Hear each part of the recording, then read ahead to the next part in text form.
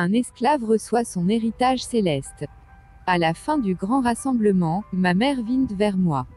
As-tu remarqué, mon fils, qu'il n'y a pas de ségrégation raciale dans le ciel? Il n'y a pas de distinction entre les races, maman. Des distinctions, si, mais pas de ségrégation, pas de préjudices occasionnés par la race. Le corps qu'on pouvait avoir sur terre n'engendre ici aucune différence. Toutes les âmes ont une blancheur immaculée et il en est de même de leur robe. Quelle qu'ait pu être la condition physique sur terre, nous sommes tous ici une seule famille, enfants d'un même père. Est-ce que tu vois ce groupe de chanteurs là-bas? Oui, maman, tout à fait. Eh bien, tous étaient noirs américains. Certains, comme esclaves, ont beaucoup souffert sous le joug de leur vieux maître. Viens avec moi, allons leur parler un moment. Nous nous approchâmes, et à ma grande surprise, je reconnus l'un d'eux. Quand nous fûmes face à face, j'eus un instant d'hésitation. Puis j'osai, mais je ne me trompe pas. Rastus, c'est bien toi. Oui, c'est bien moi. Mais vous-même qui êtes-vous? Regarde-moi bien. Ce qu'il fit, et il commença bientôt à sourire. Mais oui, je vous connais, monsieur Soddy. Vous nous avez un jour donné une prédication. C'était sur un bateau, sur la mer du Nord, entre gens de couleur. À ces mots, il me tendit la main. Je l'avais connu dans mes jeunes années. J'avais eu des relations de travail avec son vieux maître, dans le sud. Il avait été noir comme l'ébène et très ignorant, mais son visage brillait maintenant de l'éclat du ciel lui-même, et ses vêtements étaient du plus pur blanc. Que je suis content de vous rencontrer, me dit-il. C'est réciproque, répondis-je, mais tu as tellement changé. N'y a-t-il pas de visage noir dans le ciel? Non, nous sommes tout blancs ici. Nous sommes l'image parfaite du Seigneur. Je lui demandai ce que pensait son vieux maître de cette grande exaltation dans laquelle nous étions entrés. Mon maître, je crains qu'il ne soit pas ici. Je ne l'ai jamais rencontré depuis le jour où je lui ai échappé. J'étais allé dans le nord de la Russie avec le bateau que vous connaissez. Il m'avait durement fouetté et j'étais déterminé à ne plus jamais l'être. Quand le bateau a été plein de balles de coton, je me suis caché entre les balles jusqu'à ce qu'il soit au large.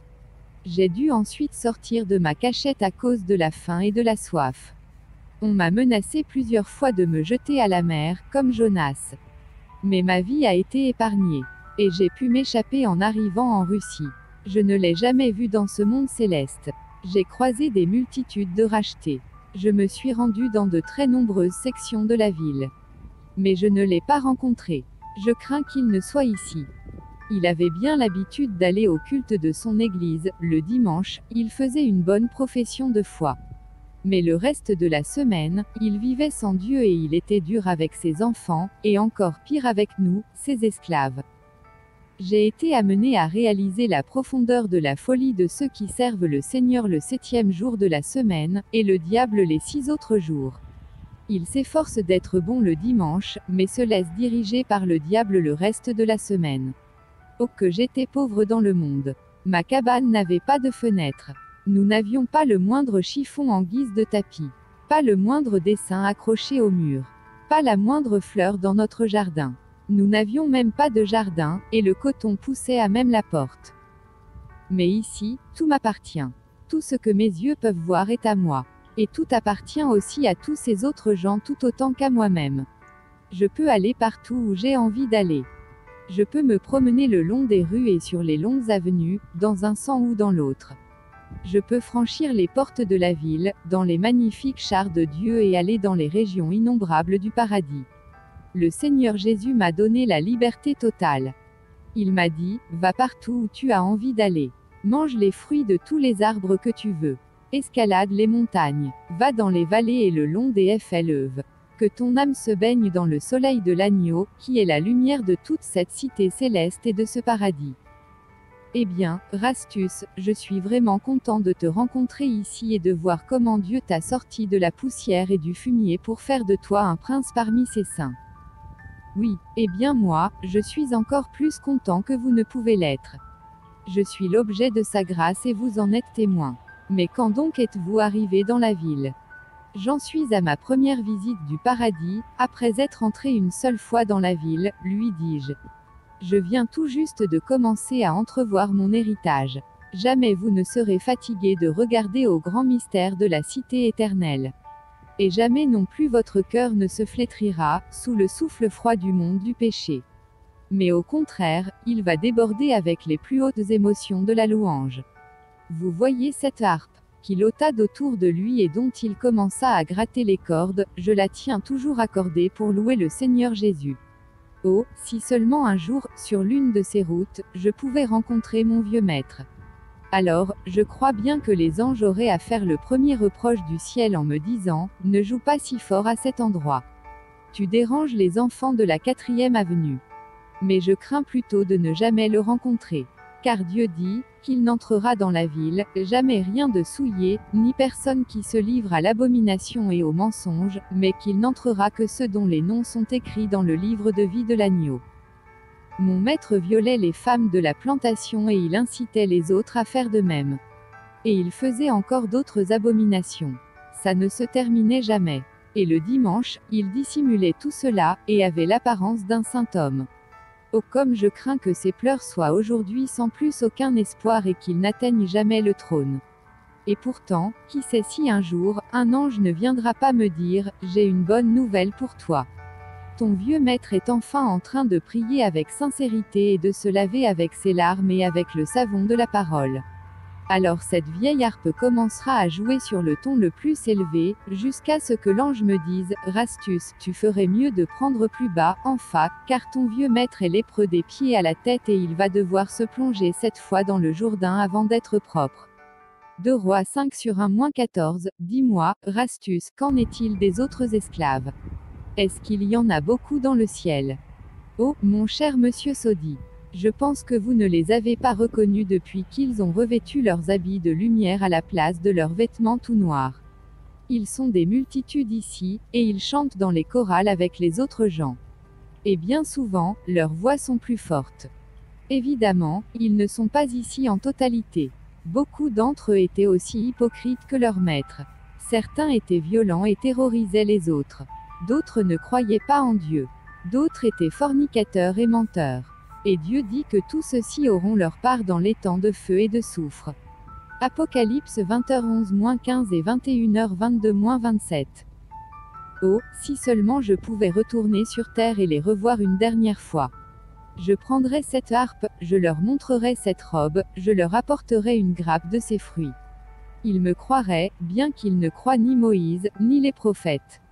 Rastus, te voir aura été pour moi une rencontre bien intéressante. Pour moi aussi, dit Rastus. Mais je vois que ma compagnie se disperse. Il faut que j'y aille aussi. À bientôt. Nous nous reverrons, j'en suis sûr. Me disant ainsi au revoir, il disparut parmi les voitures et les milliers qui s'en repartaient de ce grand rassemblement des martyrs. C'est vraiment une bénédiction, dis-je alors à ma mère, qu'il n'y ait plus ici le moindre sentiment de ségrégation, à l'égard de quiconque a été jugé par Dieu, apte à franchir les portes. Oui, dit-elle, nous venons de toutes les nations, de toutes les races, de toutes les langues, de tous les peuples. Et tous sont à l'image de leur Seigneur, bien que tous aient gardé une ressemblance particulière avec ce qu'ils étaient auparavant sur terre. Mais regarde, David arrive avec sa voiture.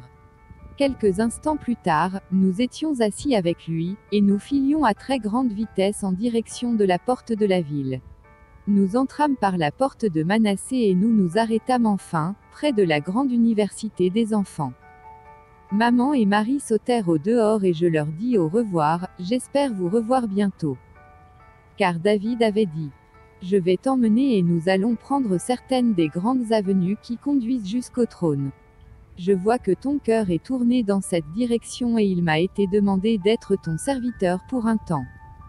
Alors, nous nous engageâmes dans les rues et les avenues, filant à une vitesse prodigieuse. Puis, on commença à distinguer, dans le lointain, la lumière qui émane du trône. Même les arbres alignés le long des grandes artères, un peu comme ceux qui, sur terre, sont là pour ombrager les rues, semblaient avoir comme des diamants et des rubis étincelants suspendus à leurs branches, et les palais célestes semblaient en être parsemés de la même manière. Nous arrivâmes ensuite sur une très large avenue qui conduisait jusqu'au trône. Des milliers d'âmes glorifiées se déplaçaient en direction du trône ou en revenaient. Certaines marchaient, engagées dans de saintes conversations. D'autres se trouvaient dans des véhicules célestes et portaient sur elles la joie et le repos du ciel. Je me tournai vers David. En même temps que je suis impatient d'aller jusqu'au trône, lui dis-je, j'ai aussi le profond désir de revoir celle qui a été l'intime compagne de ma vie. On m'a dit qu'elle se trouve à un endroit assez éloigné, dans le paradis. Pourquoi ne l'as-tu pas dit quand nous étions dans le paradis? S'étonna David. Nous aurions pu y aller rapidement. Mais je vais changer de direction et m'y rendre tout de suite, parce que je la connais bien, et elle sera très contente. Et moi, je serai très content de te rendre le service de faire ce grand voyage d'agrément. Est-ce que tu as une préférence pour un itinéraire, me demanda-t-il en faisant demi-tour. Non, aucune. Je ne connais pas la route. Mais si tu peux passer vers l'université des enfants et prendre ma mère et Marie. J'ai une telle ignorance des itinéraires qu'il faut que tu choisisses à ma place. Avec grand plaisir, dit-il. Et à la vitesse du son, nous filâmes en direction de l'immense amphithéâtre. Il ne nous fallut pas très longtemps pour nous retrouver à son entrée. Sénéca me dit alors. Tu as suffisamment écrit pour ce soir. Remets tout ceci correctement en forme et je te reverrai selon notre habitude. Puis il me souhaita une bonne nuit.